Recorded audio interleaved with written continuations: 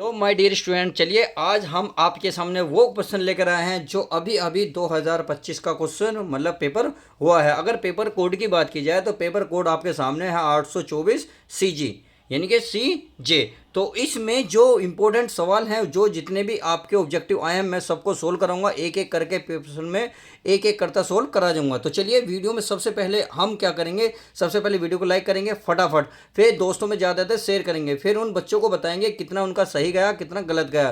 प्यार बच्चों कमेंट जरूर करना है आपको, कितने आपने सही करें कितने गलत करें। मैं एक एक इस सवाल को सॉल्यूशन देने वाला हूं। तो चलिए माय डियर स्टूडेंट, बिना किसी देरी के हम शुरुआत करते हैं। तो आप जैसा कि सामने देखते हैं, विज्ञान का पेपर आज हमारा कक्षा 10 का हुआ था। उसमें हमने क्या क्या तैयारी करी है अपने आप को एनालाइज कर लेते हैं। तो आपके सामने ये तो प्रिंट रहा, यानी कि जो उसमें सॉल्यूशन है, जो आपके सामने निर्देश हैं, सामान्य निर्देश जो हमें फॉलो करने होते हैं एग्जाम में, ये तो वो है। तो चलिए अब मैं आपके सामने एक एक क्वेश्चन की शुरुआत करता हूँ। तो आपके सामने ये रहा पहला प्रश्न, यानी कि खंड ब खंड ए। अखंड ए में जो है आपके सामने ये रहे, इसमें देखिए आपके सामने है बहुविकल्पीय प्रश्न उप भाग 1, यानी कि आपके सामने पहला भाग है। इसके खंड ए में आपके बी देखिए OMR सीट में करने होते हैं, अगर आपको याद होते हैं आप एक एक करके आप अपने आंसर मिलाते जाएंगे, कौन सा बच्चा कहाँ लगा का है ये आपको चेक करना होगा। सही है। तो चलिए माय डियर स्टूडेंट शुरुआत करते हैं एक एक क्वेश्चन की। पहला क्वेश्चन देख लेते हैं। इसमें अगर मैं पहले क्वेश्चन को ध्यान से पढ़ूं तो देखिए प्यारे बच्चों, ये करा किसी बिंब का अवतल दर्पण द्वारा बना प्रतिबिंब आभासी सीधा तथा बिंब से बड़ा पाया गया। बिंब की स्थिति कहाँ होनी चाहिए? तो आपके अकॉर्डिंग क्या होनी चाहिए? मुख्य फोकस तथा वक्रता केंद्र के बीच, वक्रता केंद्र पर, वक्रता केंद्र से परे, दर्पण के ध्रुव तथा मुख्य फोकस के बीच। तो इन चारों में से आपने क्या लगाया मुझे तो पता नहीं। अगर जो बच्चे अच्छे से पढ़ के होंगे, मैं कह रहा हूँ बिल्कुल सही ठोक के आएंगे। बिल्कुल पहले का डी इसका राइट आंसर है। जिस बच्चे ने आपने डी मारा है वो अपना 1 नंबर पक्का कर सकता है। देखिए कमेंट्स में जरूर बताएं आपके कितने गए, कितने गलत हैं, कितने सही गए हैं। क्लियर। अब अगर मैं दूसरे क्वेश्चन की बात कर लेता हूँ तो दूसरा क्वेश्चन आपके सामने ये रहा। ये कह रहा है किसी गोलीय दर्पण तथा किसी पतले गोलीय लेंस की फोकस दूरी -15 सेंटीमीटर दर्पण तथा लेंस संभवतः है। तो क्या होगा? दोनों उत्तल, दर्पण अवतल तथा लेंस उत्तल, दर्पण उत्तल तथा लेंस अवतल। तो इनमें से कौन सा होगा? देखिए फटाफट बताइए, फटाफट बताइए आपने कौन सा इसमें टिक करके आएंगे। तो फटाफट अगर मैं बात करूं तो इसमें राइट आंसर होगा पहले का एक करेक्ट आंसर होगा, यानी कि इसमें होगा दूसरे का ए, बिल्कुल दोनों अवतल लेंस करेक्ट हो जाएगा।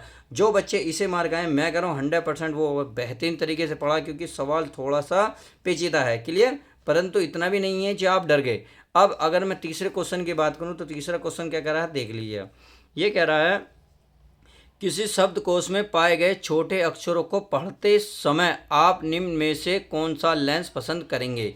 यानी कि शब्दकोश में जो छोटे अक्षरों को पढ़ते समय आप कौन सा लेंस पसंद करेंगे? क्या है आपके सामने ऑप्शन ये रहे। यह है 50 सेंटीमीटर फोकस दूरी का एक उत्तल लेंस। अगर मैं एक ही बात करूं, बी आपके सामने ऑप्शन है 50 सेंटीमीटर फोकस दूरी का एक अवतल लेंस। सी 10 सेंटीमीटर फोकस दूरी का एक उत्तल लेंस, 10 सेंटीमीटर दूरी का एक अवतल लेंस। यानी कि दो तरफ तो दे रखे हैं उत्तल लेंस, दो तरफ दे रखे हैं अवतल लेंस। तो आपको कौन सा राइट लग रहा होगा? तो देखिए अगर जो बच्चे बहुत अच्छे से पढ़ होंगे, इसे 1 सेकंड नहीं लगा होगा करने में, कर भी दिया होगा। तो चलिए बताएं आपका ये क्वेश्चन सही गया गलत गया, कमेंट जरूर करें। अगर वीडियो पसंद आ रही है तो फटाफट लाइक करना ना भूलें। अगर मैं तीसरे की बात करूं तो तीसरे का जो राइट आंसर होगा वो होगा आपका ए, यानी कि तीसरे का ए 50 सेंटीमीटर फोकस दूरी का एक उत्तल लेंस होगा। करेक्ट बताएं। अगर जिस बच्चों का करेक्ट है कमेंट जरूर लिखें। अगले क्वेश्चन की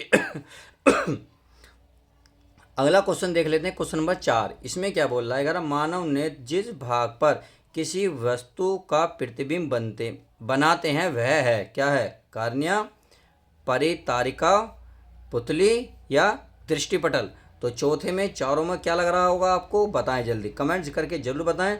तो चौथे का अगर मैं बात करूं तो चौथे का है दृष्टिपटल। मानव ने जिस भाग पर किसी वस्तु का प्रतिबिंब बनाते हैं वह है दृष्टिपटल। क्लियर। अब आगे की बात कर लेता हूं। आगे देखिए अगला क्वेश्चन क्या कर रहा है। ये बोल रहा है आपका दो चालक तार जिनके पदार्थ लंबाई तथा व्यास समान है, किसी विद्युत परिपथ में पहले श्रेणी क्रम में और फिर पार्श्व क्रम संयोजन में आयोजित किए जाते हैं, श्रेणी क्रम और पार्श्व संयोजन में उत्पन्न ऊष्माओं का अनुपात क्या होगा। तो बताइए, आपके सामने ये रहा, आपके ऑप्शन सामने ये रहे। ये बोल रहे हैं 1:2, 2:1, 1:4 या 4:1। तो इसमें कोई सा तो एक होगा। जो बच्चों ने अच्छे से पढ़ा होगा तो एक करेक्ट बताइए, ऑप्शन में बताइए, जल्दी जल्दी बताइए, कमेंट्स करिएगा कि हाँ हमने सही करा या गलत करा। तो अगर पाँचवें की मैं बात करूँ तो पाँचों का इसमें होगा सी, अर्थात पाँचों का सी करेक्ट होगा, 1:4। इसका यही राइट आंसर हो जाएगा। उम्मीद है ये भी अच्छे से समझ में आ गया होगा।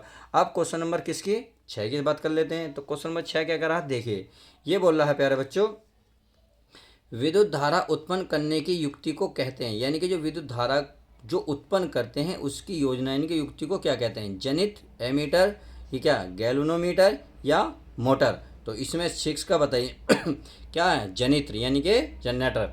विद्युत धारा उत्पन्न करने की युक्ति को क्या कहते हैं, जनित्र कहते हैं, यानी कि 6 का ए आपका करेक्ट हो जाएगा।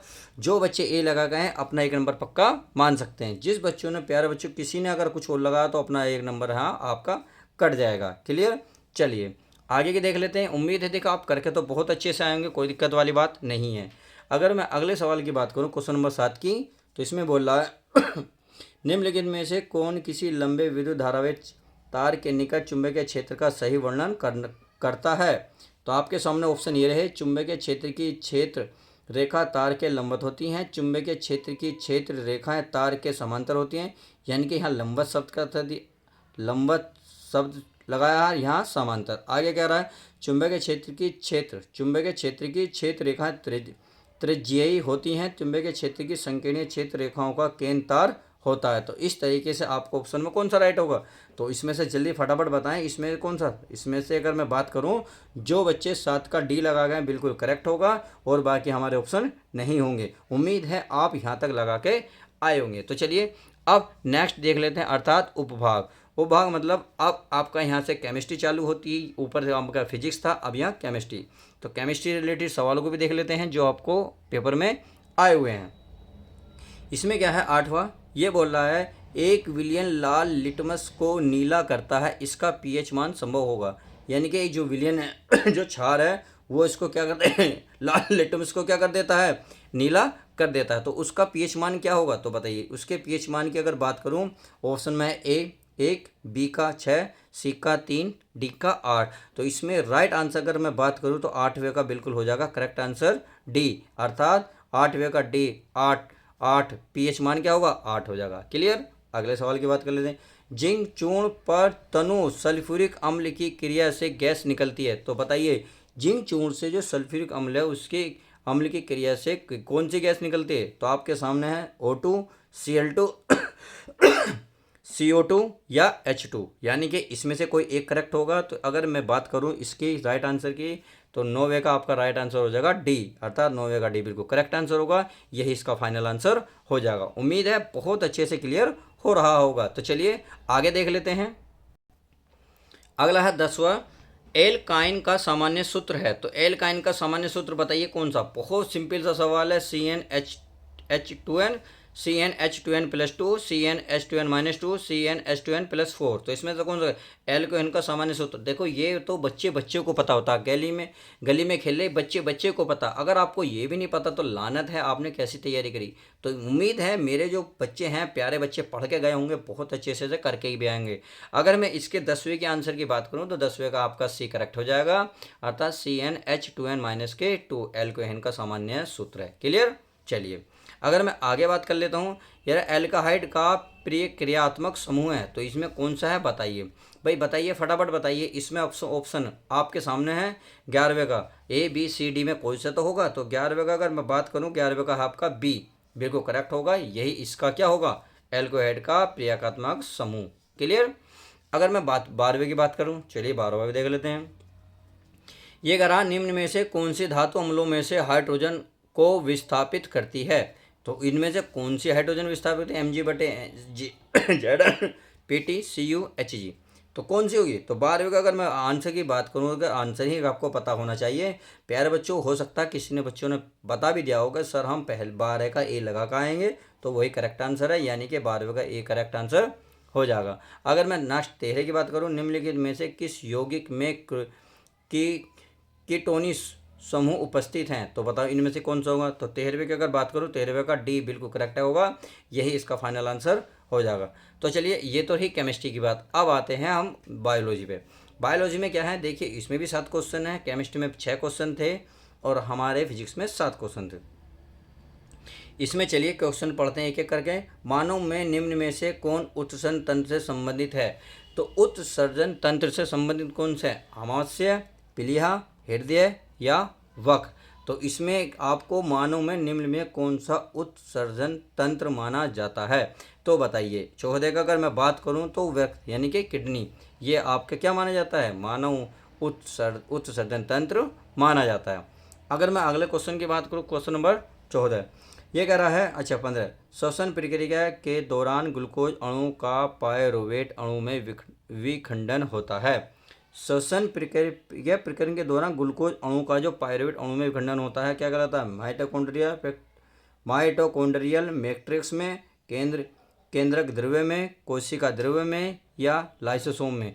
तो इसका अगर राइट आंसर की बात करूँ तो राइट इसका 15वें का होगा बी, कोशिका द्रव्य में। ये देखिए ये सवाल, जो ये वाला सवाल और ये वाला सवाल मैं कह रहा हूँ आपको इंटर में भी नहीं छोड़ना। अगर इंटर के बाद आप कोई भी ग्रेजुएशन करोगे तो ग्रेजुएशन में भी ये सवाल आता ही आता है। तो इसलिए प्लीज़ बच्चों इन चीज़ों का ध्यान रखना कि ग्लूकोज का अणु जो पायरुवेट अणु में विखंडन होता है वो कोशिका द्रव्य में होता है। क्लियर।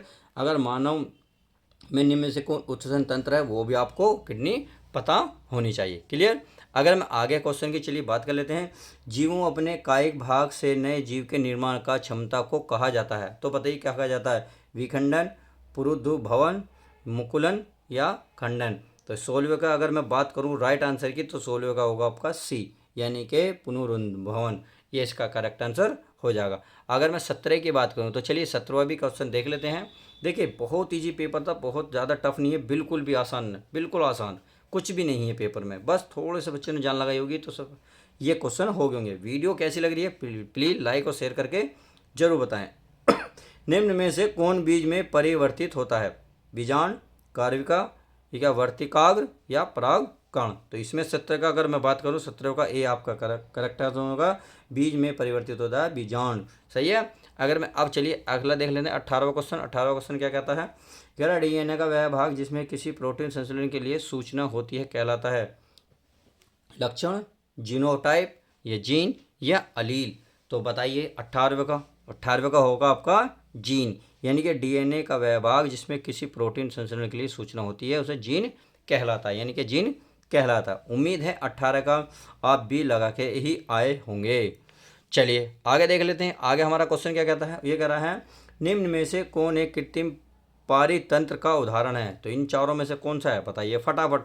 ये क्वेश्चन मैं आपके लिए देता हूँ, आप कमेंट्स में इसका आंसर जरूर बताएंगे, क्योंकि आप अच्छे से पेपर करके आएंगे, तो कमेंट्स में इसका आंसर जरूर देना है। अगर मैं 20 की बात कर लूँ तो चलिए 20 क्वेश्चन भी पढ़ लेते हैं। ये कह रहा है निम्न में से कौन पादप हार्मोन नहीं है, यानी कि हार्मोन कौन सा नहीं है, ऑक्सीथायरोक्सिन, साइटोकाइन या जिम्बरेलिन। तो बताइए 20वें का अगर मैं बात करूं तो सी, क्या निम्न में से कौन पादप हार्मोन नहीं है, थायरोक्सिन। क्या नहीं है, थायरोक्सिन नहीं है। उम्मीद है बहुत अच्छे से समझ में आ गया होगा। तो चलिए आगे देख लेते हैं हमारे क्या क्या और क्वेश्चन पेपर में आए हैं। चलिए अगला क्वेश्चन देख लेते हैं। आगे खंड पे यानी कि पार्ट बी में क्या वर्णात्मक है आपको सब सेक्शन ये ए। तो इसमें आपको फिजिक्स दी है, तो फिजिक्स क्या है 2-2 नंबर के हैं। देखिए आप क्वेश्चन को ध्यान से पढ़ेंगे, किस टाइप के देखो पेपर बनता है उस टाइप को देखते चले जाएंगे, सही है।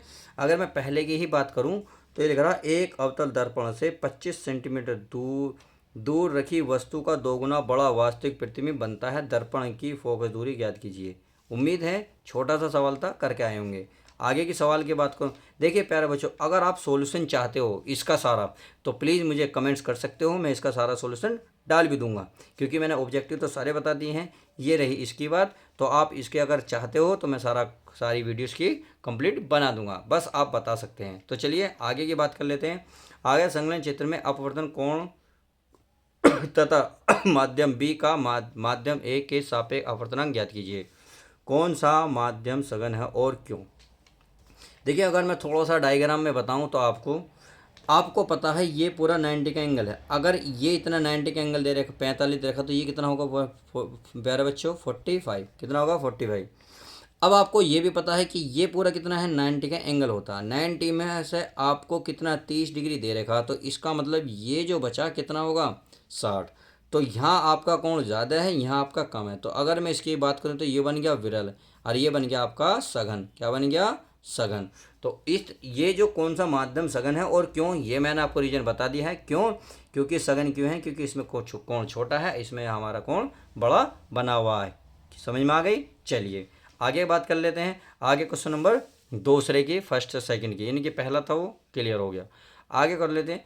एक निकट दृष्टि दोष वाला व्यक्ति 20 सेंटीमीटर दूरी पर स्थित पुस्तक को इस पर पढ़ सकता है। पुस्तक को 25 सेंटीमीटर दूरी रखकर पढ़ने के लिए कैसे और कितने फोकस दूरी का लेंस अपने चश्मे का प्रयोग करना पड़ेगा। तो आप उम्मीद है कर लेंगे, स्पष्ट है, आसान सा है। अगला है +b डायोप्ट क्षमता के लेंस की फोकस दूरी ज्ञात कीजिए। तो कर लोगे। चलिए आगे देखते हैं पेपर में क्या क्या आया है, वो हम चेक कर रहे हैं। अगला क्वेश्चन है तीसरे का, यदि किसी तार को बीच में मोड़कर दोहरा करके एक साथ मरोड़ दिया जाए तो अब उसका प्रतिरोध कितना होगा, ये आपको बताना है। अगले क्वेश्चन की बात कर लेता हूँ। दो प्रतिरोध 3 ओम और 5 ओम के हैं, इन्हें किसी सेल से जोड़ने पर कौन सा प्रतिरोध अधिक गर्म होगा यदि इन्हें परस्पर समांतर क्रम में जोड़ा जाए। चलिए उम्मीद है कर लोगे, करके आए होंगे। अगर आप करके आए हैं, मैं कह रहा हूँ आप अगर सॉल्यूशन भी चाहते हो तो प्लीज़ कमेंट कर देना, मैं इसका सॉल्यूशन भी आपको प्रोवाइड करा दूंगा। अगले क्वेश्चन की बात कर लेते हैं। अगला चौथे का ए, 11, 20, 40, 20, 24 और 30 ओम प्रतिरोध वाले 3 तार श्रेणीक्रम समांतर क्रम में जुड़े हैं, प्रत्येक दशा में तुल्य प्रतिरोध ज्ञात कीजिए। सही है। आप समांतर क्रम निकालोगे तो 1 नंबर मिलने वाला है, श्रेणी क्रम निकालोगे तो आपको 1 नंबर मिलने वाला है। अगला क्वेश्चन है, किसी परिपथ में 5 एम्पीयर धारा 8 सेकंड तक प्रवाहित की जाती है, इस समांतराल में परिपथ के कुल कितने इलेक्ट्रॉन गुजरते हैं। यदि परिपथ का प्रतिरोध 30 ओम हो तो इस समांतराल में उत्पन्न ऊष्मा की गणना कीजिए। या तो 4 के फर्स्ट सेकंड दोनों कर लीजिएगा, या आपको यहाँ 3 दे रखे हैं। 3 कैसे दे रखे हैं देखिए, दो चुंबकीय बल रेखाएं एक दूसरे को प्रतिच्छेद क्यों नहीं करती, ये आपको बताना है। ये तो क्वेश्चन देखो सबके रटा हुआ होता है, क्यों नहीं करती ये तो सभी को पता होता है, क्योंकि वे एक दूसरे को प्रतिच्छेद नहीं कर सकती। अगर ऐसा करेंगे तो असंभव है, क्योंकि वो अनंत पर जाकर मिलेंगी। सही है। चलिए पता तो होगा आपको। ये कह रहा चुंबकीय बल रेखाओं के गुण को लिखिए। लो यही इसी सवाल में इसे फांस दिया। ये कह रहा किसी चुंबकीय क्षेत्र में स्थित विद्युत धारावाही चालक पर आरोपित बल कब अधिकतम होता है। चलिए आगे देख लेते हैं हमारा क्या कहता है। अब ये तो रही फिजिक्स की बात, अब देख लेते हैं हम प्यारे बच्चों को क्या केमिस्ट्री, यानी कि केमिस्ट्री में हमारा क्या क्या आया हुआ है, थोड़ा सा एनालाइज कर लेते हैं। इसमें अगर निम्नलिखित यौगिक को संयोजक सूत्र, यानी कि आपको इसके तो सूत्र लिखने, इसमें तो कोई दिक्कत वाली बात नहीं है। अगर आपको सारा ही इसका सॉल्यूशन चाहिए तो प्लीज़ मैं अब भी कह रहा हूँ कमेंट्स कर सकते हो, मैं इसका सॉल्यूशन आपको तुरंत दे दूँगा। अगर आगे देख लेते हैं 6 क्वेश्चन, मिश्र धातु किसे कहते हैं। कॉपर की 2 प्रमुख मिश्र धातु के नाम संगठन में उपयोग लिखिए। कॉपर सल्फाइड यानी कि Cu2S से कॉपर धातु किस प्रकार प्राप्त की जा सकती है तथा रासायनिक समीकरण भी लिखिए। क्लियर। आगे देखते हैं क्या आया हुआ पेपर में। आगे हमारा निम्नलिखित पर संचित टिप्पणी लिखी है। ये आपको टिप्पणी लिखनी है। आपको अगर 2 नंबर इसमें मिलेंगे, 2 नंबर इसमें, 2 नंबर इसमें, टोटल मिलने वाले हैं 6 नंबर। क्लियर। या तो आप यह करें या करके, या आप इनके अभिक्रिया का रासायनिक सूत्र लिखें, या इनका रासायनिक सूत्र लिख सकते हैं। 2 नंबर के हैं, बहुत ईजी सवाल है। चलिए अगर मैं आगे बात करूँ यानी कि इसका, तो आगे क्या कह रहा है, ये कह रहा है 8वां क्वेश्चन, कायिक प्रवर्धन क्या है। कायिक प्रवर्धन के लाभों का संक्षेप में लिखिए। तो आपको कायिक प्रवर्धन लिखते हैं तो 1 नंबर मिलेंगे, कायिक प्रवर्धन के लाभों को संक्षेप में लिखें, संक्षेप करते हैं तो आपको 4 नंबर मिलने वाले हैं। आप क्वेश्चन नंबर 9 की बात कर लेते हैं। तो निम्नलिखित पर संक्षिप्त टिप्पणी करिए। आपको इन पर टिप्पणी करनी है। क्लियर। आसान से हैं, छोटे छोटे सवाल दिए मैं। अगर आगे बात करूँ, आगे है पारितंत्र को परिभाषित कीजिए। तालाब पारितंत्र के विभिन्न घटकों का संक्षिप्त में वर्णन कीजिए। अगर मैं अगले क्वेश्चन की बात करूँ तो यह स्वपोषी पोषण है, विषम पोषी पोषण में उदाहरण सहित विभेद कीजिए। अगला या तो आप इसे करें या आप इसे करें। इस तरीके से आपके पेपर में 11 कुल मिला के क्वेश्चन आते हैं। आपके सामने डिस्कस हो चुका है। आपको वीडियो कैसी लगी प्लीज़ लाइक और शेयर करके जरूर बताएं। तो चलिए माय डियर स्टूडेंट, मिलते हैं नेक्स्ट वीडियो के साथ। देखते हैं आप पेपर कैसे दे रहे हैं, आप एनालाइज जरूर कराएं।